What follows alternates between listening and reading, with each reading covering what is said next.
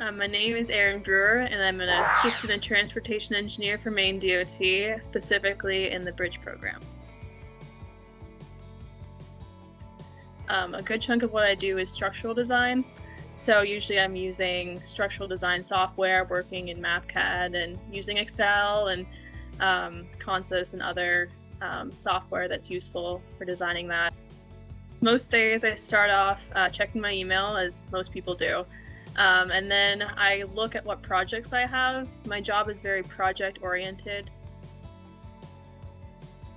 The most recent problem we've had is not a lot of stainless steel is available. That's a world problem because of what's happening in Russia. So now I did a design on a deck. I did a deck design for a bridge, and I had all stainless steel and I had it all done.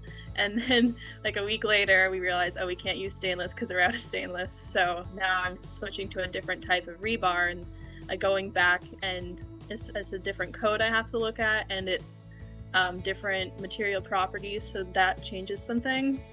But within the program I use, sometimes it's just changing a few numbers, but then sometimes it's changing equations as well. So being able to change with current times and working with both people in the office and people in the field who might come into problems on their end.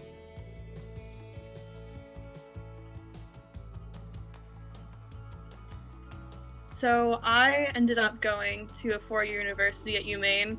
I did civil engineering, was my Bachelor of Science degree. So that's where I learned a lot of my skills for my job.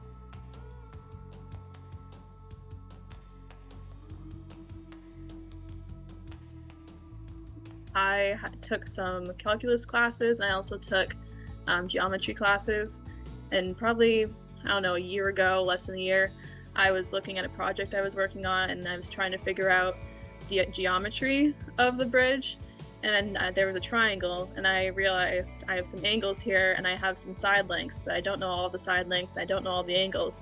Wait a minute, I can use the rule of sines. So I took something, I was like, oh, this is something that I learned in high school, and even if I don't remember exactly what the equation might be, I can always look it up on the internet, as long as I know that there is an equation and there's something that can be useful for determining what these side lengths are. So that was very cool.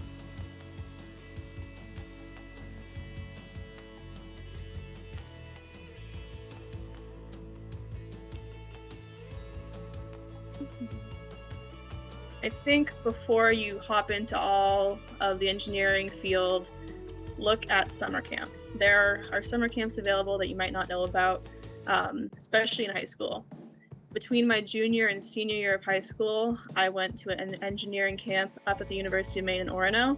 It's called Consider Engineering, and it had basically 3 or 4 days. You spent the night there, you got to check out the dorms, you got to check out a bunch of the facilities there and see the differences of all of the engineering curriculums, because before that I really didn't know what was the difference between mechanical and civil and biomedical, and not many people know the differences between them, and then how they might apply to future careers.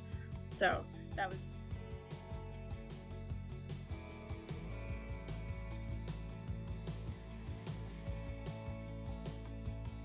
I wish I'd known about professional organizations within my job field, especially in civil engineering, because a lot of them offer scholarships for high schoolers going into college. So if I'd known to look for them, I think there would have been a lot more scholarships I could have found. For example, ASC, which is American Society of Civil Engineers, there's a Maine chapter, and every year they offer a scholarship for civil engineers going to college. There's a WTS program, a Women in Transportation, and that they also offer scholarships. SWE, Society of Women Engineers, they offer scholarships. There's a lot of places. That's a place that I didn't think to look. So that's cool.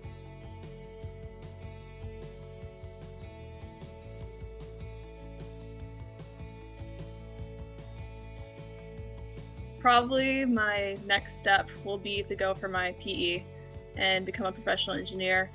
I'm about 2 years in, and then in another 2 years or so, I'll go for that exam and try to get my professional engineer's license. When that happens, my job title will change, I'll lose the assistant and just become transportation engineer. But I'll basically just be doing the same things, except I'll be able to actually stamp stuff that I do and be more accountable for all the calculations and decisions I make. So that's the next step.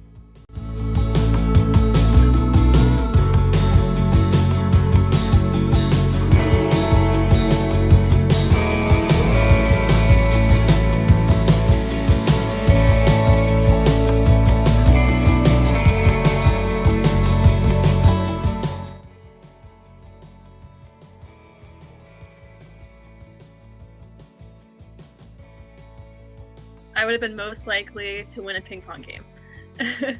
I grew up playing ping pong a lot at my house and playing 1 versus 2 against my parents, so I feel like I was pretty good at that. And then senior year I won at Winter Carnival, so that was exciting.